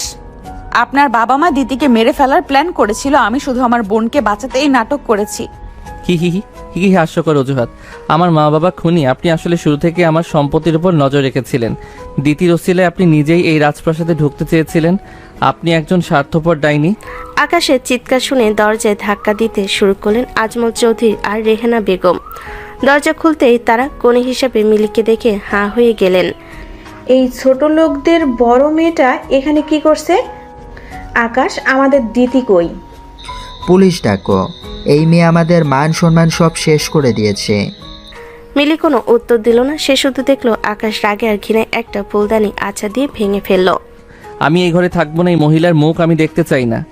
আকাশ ঝড়ে বেগে ঘর থেকে বেরিয়ে গাড়ি নিয়ে বেরিয়ে গেল। বাড়িতে শোরগোল পড়ে গেল। ওদিকে ঘুমের ঘর কাটার পর দিদি নিজেকে একা ঘরে দেখে পাগলের মতো চিৎকার করতে লাগলো। সে যখন শুনলো মিলি তাকে অজ্ঞান করে নিজে আকাশকে বিয়ে করে চলে গেছে, তখন সে এক মূর্তময়ী কাল নাগিনীতে পরিণত হলো। আপু, তুমি আমার সাথে এটা করতে পারলে? তুমি আমার আকাশকে কেড়ে নিলে। আমি তোমাকে কোনোদিনও মাফ করব না। মিলির মা স্তব্ধ হয়ে বসে আছেন। তিনি বিশ্বাস করতে পারছেন না তার শান্ত মেয়েটা এমন কাজ করতে পারে। দিতি তখনই চৌধুরী ভিলার দিকে রওনা দিল তার বোনকে জ্যান্ত চিবিয়ে খাওয়ার জন্য। চৌধুরী ভিলার ড্রয়িং রুমে তখন মিলি একাই দাঁড়িয়ে। তার চারপাশে শ্বশুরের পরিবার তাকে গালি দিচ্ছে, আর সামনে তার আপন বোন এসে তাকে চোর বলে সম্বোধন করছে। আকাশে কোনো খোঁজ নেই। মিলি শুধু মনে মনে হাসলো। সে তার বোনকে বাঁচিয়েছে, কিন্তু বিনিময়ে সে নিজের সম্মান আর সাজানো জীবনটা চিরতরে বিসর্জন দিল। শুরু হলো এক বিচিত্র সংসার, যেখানে স্বামী ঘৃণা করে, শ্বশুরবাড়ি শত্রু, আর আপন বোন খুনি হতে চায়। মিলের এই বিষাদময় প্রেমের গল্প এখন কোনো মোড় নেবে? চৌধুরী ভিলার সেই জমকালো বাসর ঘরটা এখন যেন এক রণক্ষেত্রে পরিণত হয়েছে। ফুলের সুবাস আর আতরের গন্ধে চাপিয়ে এখন সেখানে ছড়িয়ে পড়েছে ঘৃণা আর চিৎকারের বিষ। দিদি পাগলের মতো ঘরে ঢুকে মিলের ওপর ঝাঁপিয়ে পড়তে চাইল। তার চোখে মুখে এখন কেবল প্রতিহিংসার আগুন। দিদি মিলের গলা চেপে ধরে চিৎকার করতে লাগলো, তুই আমার সাথে এটা করতে পারলি মিলি? তুই আমার আকাশকে, আমার রাজপ্রাসাদকে চুরি করে নিলি। আমি তোকে বিশ্বাস করেছিলাম, আর তুই আমার পিঠে ছুরি মারলি। মিলি নিস্তব্ধ। তার চোখের কোণে জল চিকচিক করছে, কিন্তু সে মুখ খুলল না। রেহনা বেগম আর আজমল চৌধুরী তখন সেখানে হাজির। এই আপদটাকে এখনই বাড়ি থেকে ঘাট ধরে বের করে দাও। দিদি, তুমি চিন্তা করো না, এই বিয়ে আমরা মানি না। এক্ষুনি বেরিয়ে যাও আমাদের বাড়ি থেকে। জালিয়াতি করে চৌধুরী বাড়ির বউ হওয়া যায় না। সবাই মিলে মিলিকে গালাগালি করে ঘর থেকে বের করে দিল। একা দাঁড়িয়ে মিলি হাউমা করে কেঁদে উঠল।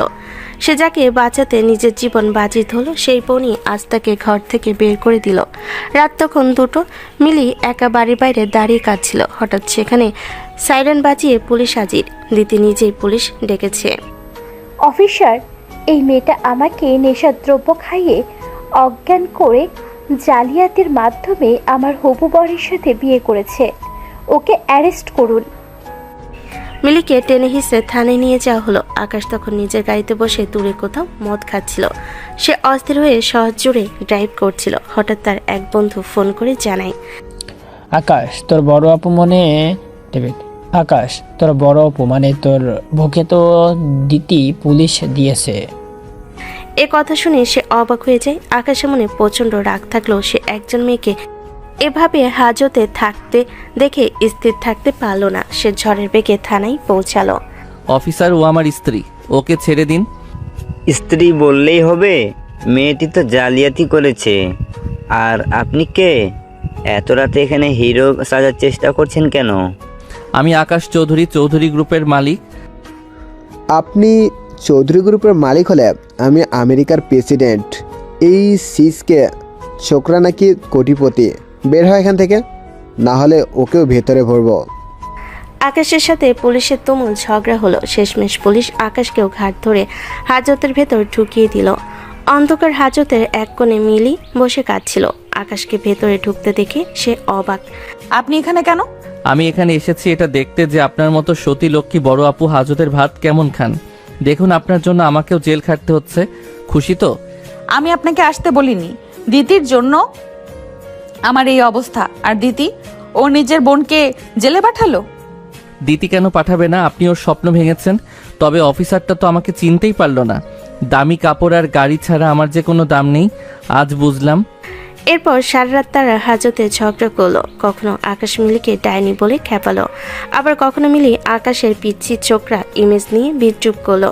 কিন্তু মাঝরাতে যখন মিলি শীতে কাঁপছিল, আকাশ নিজের শেরনির উপরের অংশটা খুলে মিলির গায়ে জড়িয়ে দিল। সেই স্পর্শে মিলি এক মুহূর্তের জন্য থেমে গেল। এক অনিচ্ছাকৃত রোমান্টিক আবেশ তাদের ঘিরে ধরল। সকালবেলা আজমল চৌধুরী তার বিশাল আইনজীবী দল নিয়ে থানায় এলেন। আকাশ আর মিলিকে ছাড়িয়ে নিলেন। গাড়ি পর্যন্ত এসে আজমল চৌধুরী মিলির হাতে একটা কাগজ ধরিয়ে দিলেন। আকাশ আর মিলি আলাদা হয়ে বাড়ি গেল। মিলি বিধ্বস্ত অবস্থায় নিজের বাড়ি ফিরল, কিন্তু বাড়িতে তার জন্য অপেক্ষা করছিল আরো বড় নরক। মিলের মা আর দিতি মিলে তার উপর শারীরিক ও মানসিক অত্যাচার শুরু করলো। দিতি মিলির সব বইপত্র ছিঁড়ে ফেললো, তার জামাকাপড় বাইরে ফেলে দিল। এই নাও ডিভোর্স পেপার, 3 দিনের মধ্যে সই চাই।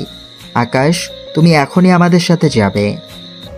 আর খবরদার মিলি, এরপর যদি আমার ছেলের আশেপাশে দেখি তবে জেলের ভাত নয়, শ্মশানের ছাই হয়ে ফিরবে। আকাশের কাছে গিয়ে এখন ডিভোর্স পেপারটা দিয়ে আয়। আর মনে রাখিস, আকাশ আমার ছিল আর আমারই থাকবে। আকাশ যখন বাড়িতে নিজের ঘরে বসে জানালার বাইরে তাকিয়েছিল, তার বারবার মিলের সেই অসহায় মুখটা মনে পড়ছিল। সে কি আসলে মিলের আপুকে ঘৃণা করে, নাকি মিলের এই প্রতিবাদী চরিত্র তাকে আকর্ষণ করছে? ওদিকে দিতি মনে মনে নতুন এক ফোন দিয়ে আটছে।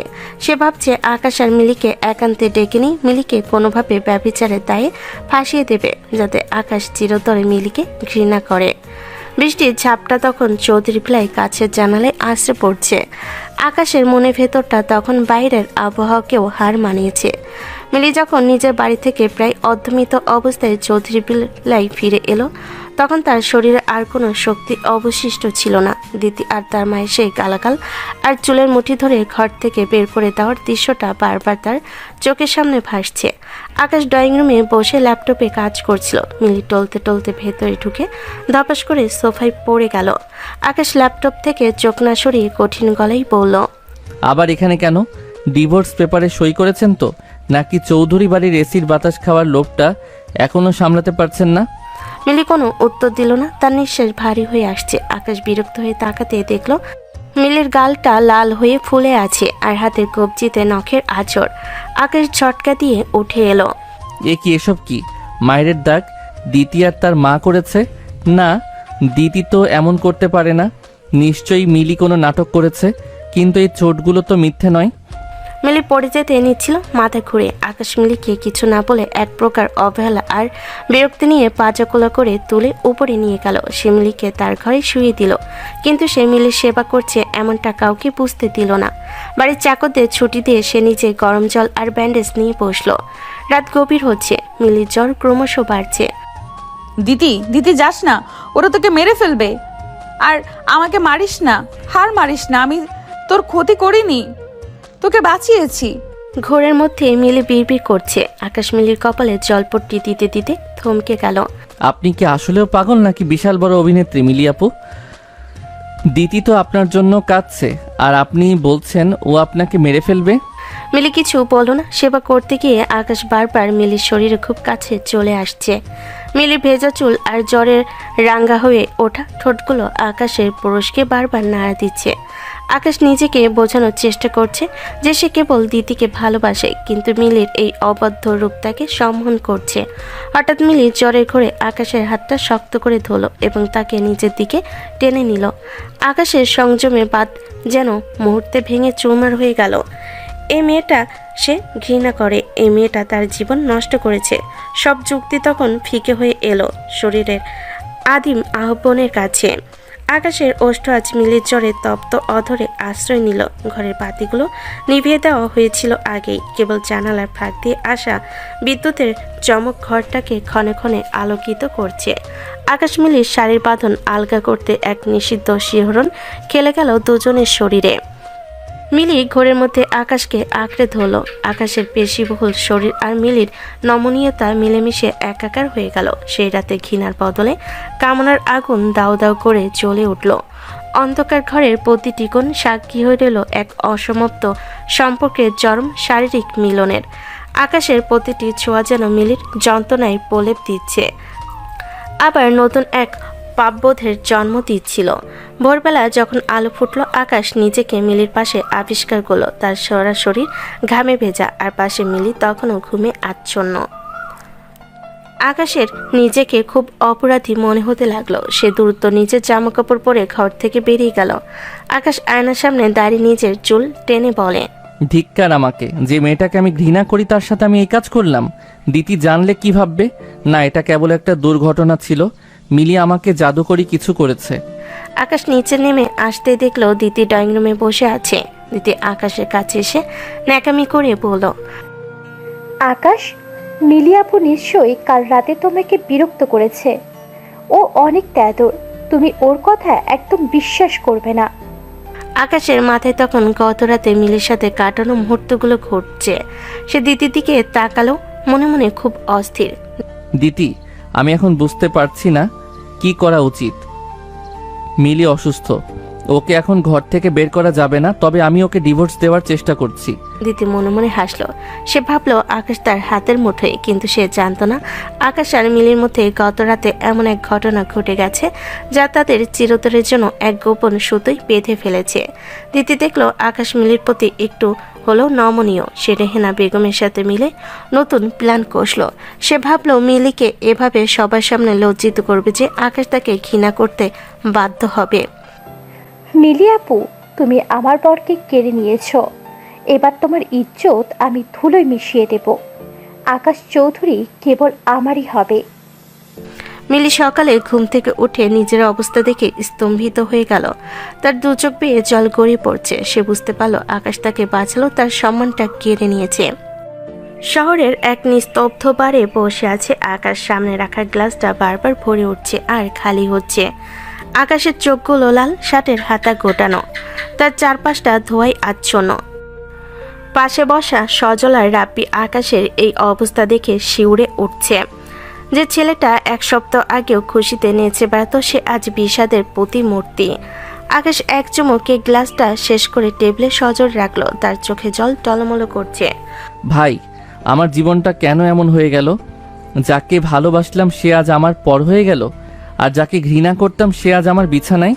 দিতি আমাকে ঘৃণা করছে, আর মিলি আপু, উনি কেন আমার সাথে এমন জালিয়াতি করলো? সজল আকাশের কাঁধে হাত রাখলো। এবার আর হাসি ঠাট্টা নয়, সজলের গলায় এক গভীর গাম্ভীর্য। আকাশ, তুই কি আসলে বন্ধ? আমরা মিলি আপুকে অনেকদিন ধরে চিনি, কলেজের সেরা স্টুডেন্ট। আত্মসম্মান যে একটা ইঞ্চি ছাড়া দেয় না। সে কি সম্পত্তির লোভ তো বাসর ঘরে গিয়ে বসবে? এটা কি তোর বিশ্বাস হয়? ঠিক বলেছিস সজল। আকাশ, তুই ভেবে দেখ, মিলিয়াবু যদি লোভী হতেন তবে তো তুই যেদিন প্রথম প্রপোজ করেছিলি সেদিনই সে লুফে নিত। তুই তো কোটিপতির ছেলে, কিন্তু দিতির স্বভাব আমরা সবাই জানি। ও তোর টাকার প্রেমে পড়েছিল, তোর নয়। আমরা তোকে বলতে চেয়েছি অনেকবার, কিন্তু তুই ভালোবাসায় অন্ধ ছিলি বলে সাহস পাইনি। কিন্তু বাবা মার ওই প্ল্যানটা, ওটা কি মিলি আপুর বানানো গল্প নয়? তোর বাবা মা কোনোদিনও মধ্যবিত্তকে পছন্দ করেন না। হুট করে তারা দিতিকে এত বড় করে বরণ করতে রাজি হয়ে গেলেন। এটা কি সন্দেহজনক নয়? আকাশ, তুই খোঁজ নে। মিলি আপু একা একাই সবার অত্যাচার সহ্য করছে। তোর বাড়ি আর নিজের বাড়ির সবাই ওনাকে শেষ করে দিচ্ছে। দেখিস ভালোবাসার অন্তত্বে যেন একটা নিষ্পাপ প্রাণ চলে না যায়। আকাশে কানে বন্ধুদের কথাগুলো তীরের মতো বিঁধতে লাগলো। সে কি আসলেও ভুল করেছে? এদিকে দিতি বসে নেই। সে জানতো আকাশ হয়তো মিলির ওপর একটু নরম হচ্ছে, তাই সে রেহেনা বেগমের সাথে মিলে এক নোংরা চাল চালল। সে মিলির ঘরে গিয়ে মিলির অগোচরে তার বালিশের নিচে কিছু অপরিচিত পুরুষের ছবি আর একটা ড্রাগসের পুড়িয়ে রেখে দিল। সে চায় আকাশ যখন ঘরে ঢুকবে তখন সে যেন মিলিকে একজন দুর্চরিত্রা আর অপরাধী হিসাবেই দেখতে পায়। মিলি আপু, গতকাল রাতে আকাশ তোমার সেবার আড়ালে যাই করুক না কেন, আজ আমি তোমাকে এমনভাবে কলঙ্কিত করব যে আকাশ নিজের হাত দিয়ে তোমাকে বাড়ি থেকে বের করে দেবে। রাত তখন গভীর। আকাশ টলতে টলতে বাড়িতে ঢুকলো। তার মাথায় বন্ধুদের কথাগুলো ঘুরপাক খাচ্ছে। সে সোজা মিলির ঘরের সামনে গিয়ে দাঁড়ালো। দরজা খোলা ছিল। ভেতরে মিলি মেঝের ওপর বসে জানালার বাইরে তাকিয়ে কাঁদছে। গত রাতে সে শারীরিক নিবিড়তার পর মিলি নিজেকে অপরাধী মনে করছে। আকাশ ঘরে ঢুকে মিলির সামনে গিয়ে ধপাস করে বসলো। মদের কড়া গন্ধে মিলির নাক কুচকে এলো। মিলি, বলুন তো কেন করলেন এমন? আপনিও কি আমাকে ভালোবাসেন নাকি শুধুই দিতির ক্ষতি করতে চেয়েছিলেন? আপনাকে কেন ভালোবাসবো? কি যা তা বললেন? আর আমি দিতির ভালো চেয়েছিলাম আকাশ। আপনি আজও বুঝতে পারছেন না ওর মায়ার আড়ালে কি বিষ আছে। ঠিক তখনই দিতি ঝড়ে বেঁকে ঘরে ঢুকলো। পেছনে আকাশের মা রেহেনা বেগম। আকাশ, তুমি এখানে কেন? এই দেখো তোমার সতীলক্ষ্মী বড় আপুর আসল চেহারা। আমি ওর ঘরে এই জিনিসগুলো পেয়েছি। দিতি বিছানার চাদর উল্টে ফেলে কিছু আজেবাজে ছবি আর ড্রাগসের প্যাকেট বের করলো। আকাশ স্থির হয়ে তাকিয়ে রইল। রেহেনা বেগম চিৎকার শুরু করলেন। একই অঙ্গে এত রূপ! আকাশ, একে এখনই জেলখানায় পাঠাও। আমাদের বংশের মুখ পুড়িয়ে দিল। আকাশ ছবিগুলো হাতে নিল। দিতি আর রেহেনা বেগম বিজয়ের হাসি হাসছে। মিলি স্তব্ধ হয়ে দাঁড়িয়ে আছে। তার চোখ দিয়ে অঝরে জল পড়ছে। সে জানে আজ কেউ তাকে বাঁচাতে পারবে না। কিন্তু আকাশ হঠাৎ অট্টহাসি দিয়ে উঠল। সে ছবিগুলো ছিঁড়ে দিতির মুখের উপর ছুঁড়ে মারল। দিতি, তুমি খুব ছোট একটা ভুল করে ফেলেছো। এই ড্রাগস আমার বাড়ির সিসিটিভি ফুটেজে আমি পরিষ্কার দেখেছি কি আধ ঘন্টা আগে এই ঘরে ঢুকে বালিশের নিচে এইসব রেখে গেছে। দিতির মুখ মুহূর্তে ফ্যাকাশে হয়ে গেল। রেহেনা বেগম থতমত খেয়ে গেলেন। মা, দিতি, আমি বন্ধুদের কাছ থেকে সব শুনে এসেছি। বাবা মার সেই পাহাড়ি রিসর্টের প্ল্যানটাও আমি আজ কনফার্ম করেছি। স্বজন আমাকে ওই রিসর্টের ম্যানেজারের রেকর্ড শুনিয়েছে। মিলি যা বলেছে তা এক চুলো মিথ্যে নয়। আকাশ মিলে কাছে গিয়ে তার হাতটা শক্ত করে ধরল। আজ আর কোনো দ্বিধা নেই, কোনো ঘৃণা নেই, আছে কেবল সত্যের জয়। দিতি, তুমি আমার ঘর থেকে বের হয়ে যাও এই মুহূর্তে। আর মা, তোমরা যদি মিলিকে মেনে না নাও তবে আমি আজই এই বাড়ির ওয়ারিশ ছেড়ে মিলিকে নিয়ে রাস্তায় নামবো। আমি ভুল মেয়েকে ভালোবেসেছি। আসল হীরা হচ্ছে মিলি। মিলি অবাক হয়ে আকাশের দিকে তাকিয়ে রইল। যে ছেলেটাকে সে অপরাধী ভেবেছিল, আজ সে আকাশ তার জন্য নিজের পৃথিবীর বিরুদ্ধে লড়ছে। মিলির মনে হলো দীর্ঘ এক ঝড়ের পর আজ যেন নীল আকাশে রামধনু উঠেছে। দিদি ধরা পড়া চোরের মতো চলে গেল ঠিকই। আকাশে সেই রুদ্রমূর্তির পর চৌধুরী ভিলায় কয়েকদিন এক বিচিত্র শান্তি বিরাজ করছিল। কিন্তু এই শান্তি ছিল ঝড়ের আগের স্তব্ধতা। দিদি আর অপমানের প্রতিশোধ নিতে মরিয়া, আর রেহেনা বেগম নিজের হারানো আধিপত্য ফিরে পেতে ছটফট করছে। অন্যদিকে আকাশ আর মিলের সম্পর্কের সমীকরণ এক অদ্ভুত মোড় নিয়েছে। ঘৃণা আছে, কিন্তু তার উপর এখন জমা হয়েছে এক অদৃশ্য টানের কুয়াশা। দিতি তার নিজের বাড়িতে ফিরে গেলেও সে শান্ত হয়নি। সে জানত আকাশের বাবা মা এখনও মিলিকে সহ্য করতে পারছে না। সে রেহেনা বেগমের সাথে গোপনে যোগাযোগ করে এক নতুন পরিকল্পনা করলো। দিতি রেহেনা বেগমকে ফোনে করে। খালাম্মা, আকাশ এখন মিলির মায়ায় অন্ধ। আমাদের এবার সরাসরি মিলির উপর আঘাত করলে চলবে না। আমাদের এমন কিছু করতে হবে যাতে মিলির কারণে আকাশের ব্যবসার বড় কোনো ক্ষতি হয়। আকাশ তার কেরিয়ার আর প্রপার্টি খুব ভালোবাসে, ওটাই ওর দুর্বলতা। তারা ঠিক করলো আকাশের অফিসের অত্যন্ত গোপনীয় কিছু ফাইল মিলের হাত দিয়ে পাচার করার নাটক সাজাবে, যাতে আকাশের মনে হয় দিদিকে ঠকানোর সাথে সাথে মিলি আসলে অন্য কোনো কোম্পানির স্পাই হয়ে এই বাড়িতে ঢুকেছে।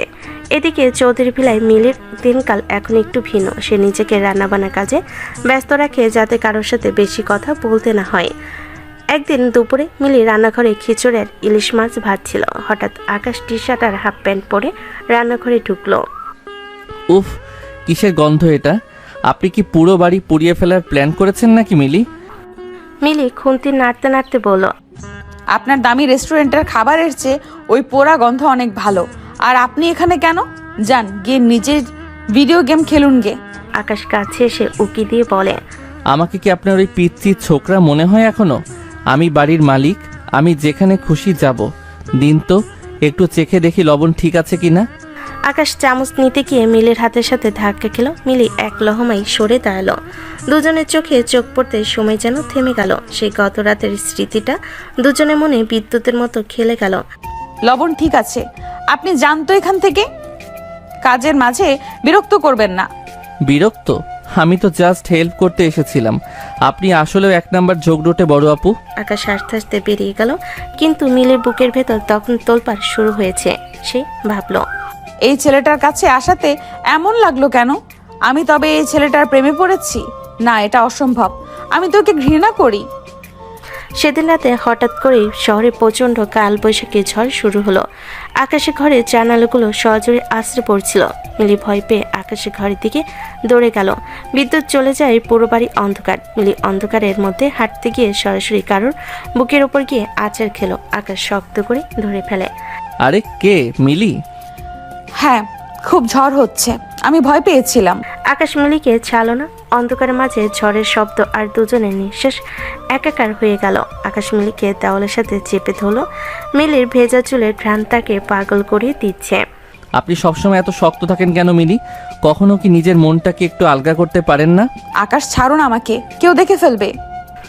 আকাশ মিলির কানে কাছে ফিস ফিস করে বলল, বাড়িতে কেউ নেই মা বাবা ছাড়া, আর তারাও এখন ঘুমাচ্ছেন। আপনার এই ভয়টা আমার খুব ভালো লাগছে। ধীরে ধীরে মিলির অধরে ঝুঁকে এলো। মিলি বাধা দেওয়ার চেষ্টা করলো না, বরং এক অজানা টানে সেও আকাশকে আঁকড়ে ধরলো। ঝড়ের শব্দের মাঝে দুজনের হৃদস্পন্দন মিশে গেল একাকার হয়ে। এটি ভালোবাসা কিনা তারা জানে না, কিন্তু শরীরের প্রতিটি শিরায় তারা একে অপরকে অনুভব করছিল। কোনো স্বীকৃতি বালাই নেই, কোনো প্রেমের কথা নেই, কেবল এক আদিম এবং বিশুদ্ধ আকর্ষণ। পরের দিন সকালে আকাশ যখন অফিসে যাওয়ার জন্য তৈরি হচ্ছে, তখন সে দেখলো তার জরুরি ফাইলগুলো ডেস্কে নেই।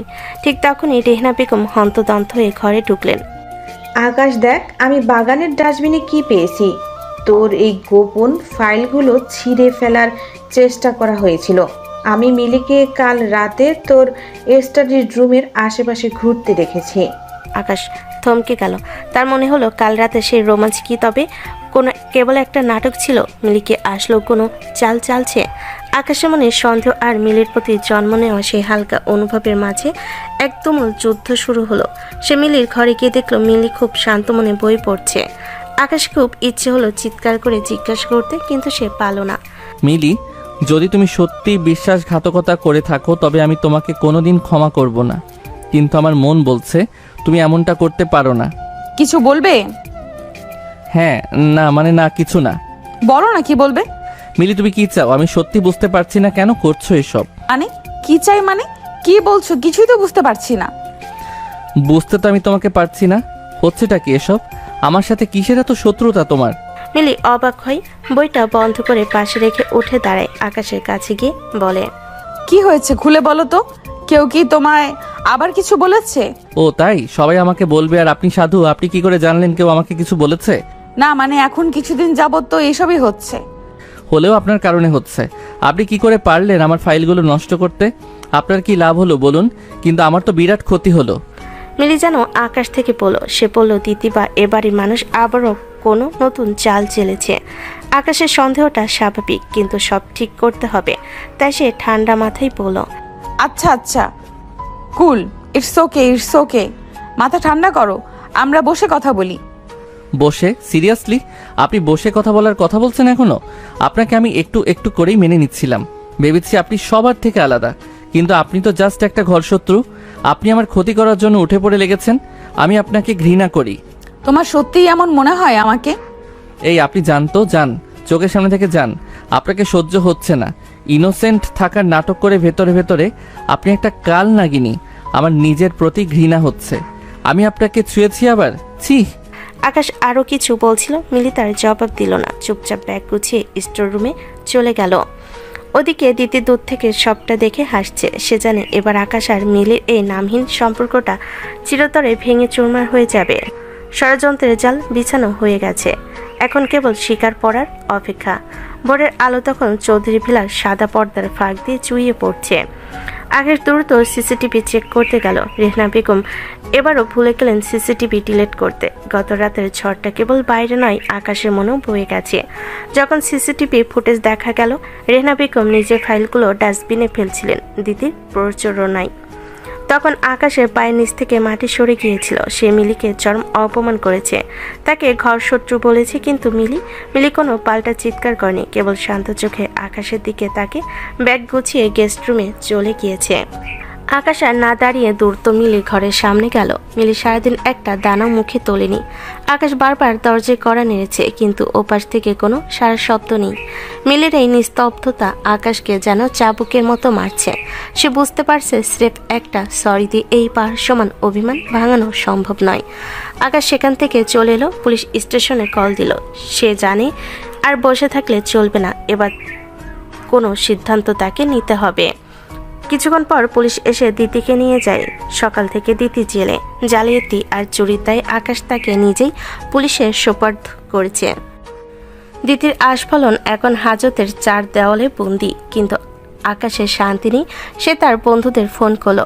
ভাই, ও তো কথা বলছে না, কি করব?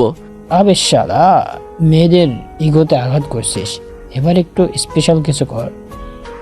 ক্যালেন্ড লাইট ডিনার সেট কর, তোর রোমান্টিক বুদ্ধি তো কম না। রাত 9টা। আকাশের ঘরের বড় বারান্দাটা এখন মায়াবী আলোয় সাজানো, চারিদিকে সুগন্ধি মোমবাতি জ্বলছে। টেবিলে মিলির প্রিয় সব খাবার। আকাশ অনেক কষ্টে মিলিকে জোর করে ধরে নিয়ে এলো বারান্দায়। এসব সস্তা নাটক করার মানে কি আকাশ? আপনি তো আমাকে অবিশ্বাস করেছিলেন।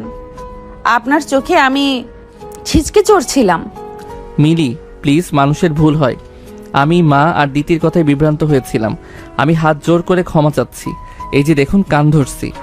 আকাশ নিজের কান ধরে পিচ্ছি ছেলেদের মতো ভঙ্গি করলো, কিন্তু মিলির রাগ কমলো না। সে উঠে চলে যেতে চাইল। আকাশ দ্রুত গিয়ে মিলির পথ আগলে দাঁড়ালো। সরুন, আপনার স্পর্শ আমার এখন বিষ লাগছে। আপনি আমাকে স্রেফ একটা খেলনা ভাবেন, তাই না? যখন খুশি আদর করবেন আর যখন খুশি অপমান করবেন। আমি কোনোদিন আপনাকে খেলনা ভাবিনি। আমি জানি না আমি কি ভাবি, কিন্তু আপনাকে ছাড়া আমার দম বন্ধ হয়ে আসে। মিলি আকাশকে ধাক্কা দিয়ে সরাতে চাইল। শুরু হলো দুজনের তুমুল ঝগড়া।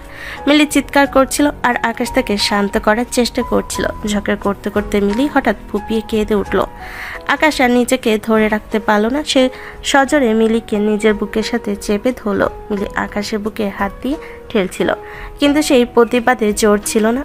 আকাশের ঠোঁট যখন মিলির কপালে আর চোখে ভালোবাসার প্রলেপ দিচ্ছিল, তখন মিলির সব অভিযোগ যেন ধুলে মিশে গেল। আকাশ মিলিকে পাজাগোলা করে তুলে বিছানায় নিয়ে এলো। ঘরে মোমবাতিগুলো তখন নিভে এসেছে, কেবল চাঁদের আলো ঘরে মেঝেতে লুটিয়ে পড়েছে। আকাশ মিলির শাড়ির আঁচল সরিয়ে দিতে মিলি এক লহমায় কেঁপে উঠল। এটি কি ঘৃণা না ভালোবাসা মিলি জানে না, কিন্তু আকাশের প্রতিটি ছোঁয়া তাকে এক অজানা নেশায় ডুবিয়ে দিচ্ছে। আকাশ মিলির ঘাড়ের কাছে মুখ নিতেই মিলি আবেশে চোখ বন্ধ করল। শরীরের প্রতিটি রোমকূপ তখন আদিম উত্তেজনায় কাঁপছে। ঘৃণা আর অবিশ্বাসের দেওয়াল চুরমার করে দিয়ে আকাশ মিলির নমনীয় শরীরের নিজের অধিকার কায়েম করলো। মিলির অবাধ্য নিঃশ্বাস আর আকাশের পুরুষালী গাম্ভীর্য মিলেমিশে একাকার হয়ে গেল। সে রাতে তারা কেউ কাউকে কথা দিল না, কিন্তু তাদের শরীর একে অপরের সাথে নীল হয়ে গেল।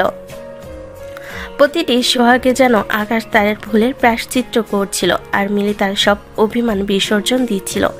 আকাশের উষ্ণতায় বিছানার চাদর যখন কুঁচকে যাচ্ছিল, তখন তারা পৃথিবীর সব ষড়যন্ত্র ভুলে কেবল একে অপরের অস্তিত্বে বোধ হয়ে রইল।